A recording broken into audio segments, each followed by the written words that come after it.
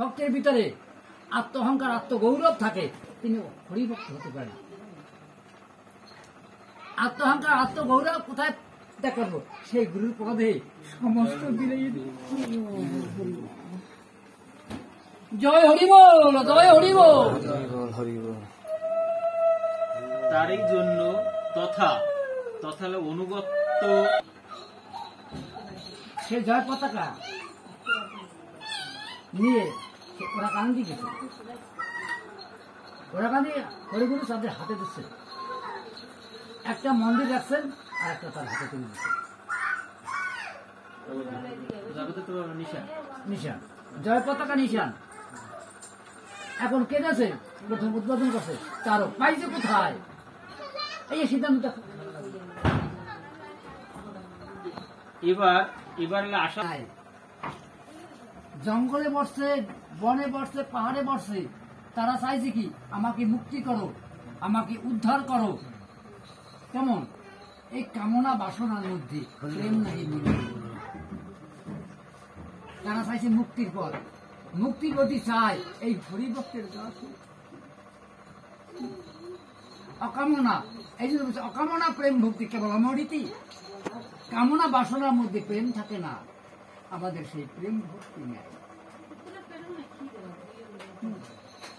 আমাদের সেই প্রেম ভক্তি থাকতো, এই হলো কথাবার্তা হয় না। আমরা চাই বড় হইতে, এই জন্য বলছে বাড়ি শিখায় আপনাকে বড় বলে বড় সেই নয়, লোকে যারে বড় বলে বড় সেই হয়, বড় যদি ছোট হও তবে।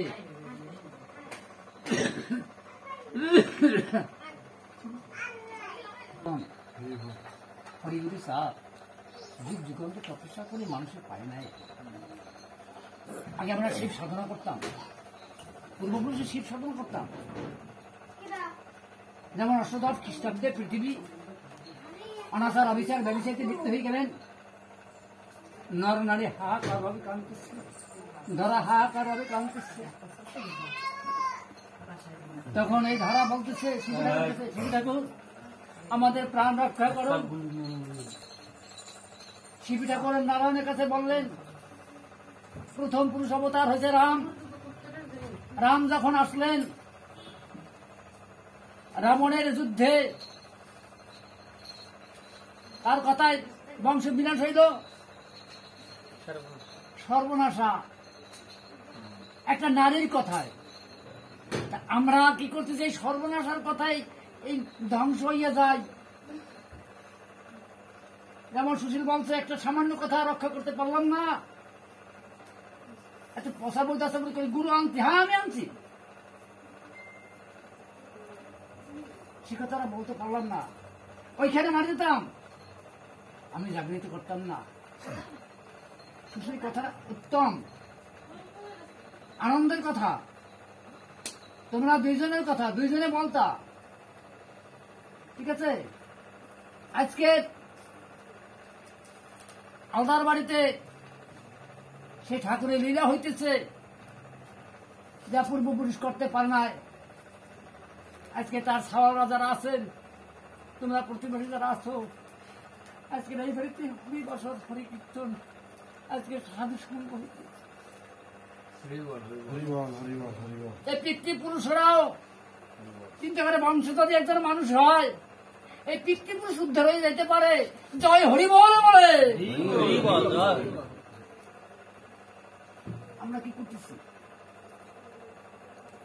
অহংকার গৌরব নিয়া গুরুপতি বিশ্বাসে ভক্তি নাই আমার। সেই পতাকা নিয়ে দুইজনে হাতে দিছে, কি করছে সেখানে দেখো। এই পতাকা কোথায় উৎপাদন হয়েছে সে কথা কিন্তু আমি বারবার তোমাদের বলেছি, তোমরা বোঝো কি? যেমন আমার বিধান বলছেন, আপনার কি নাম হয় না? বাবা তুই জানিস না, তোমার নাম রক্ষা করবে এটা গুরু, বড় বানাইবে গুরু, তার প্রতি লক্ষ্য রাখো। তুমি নিজে বড় হইও না, তাতে বড় হয় না।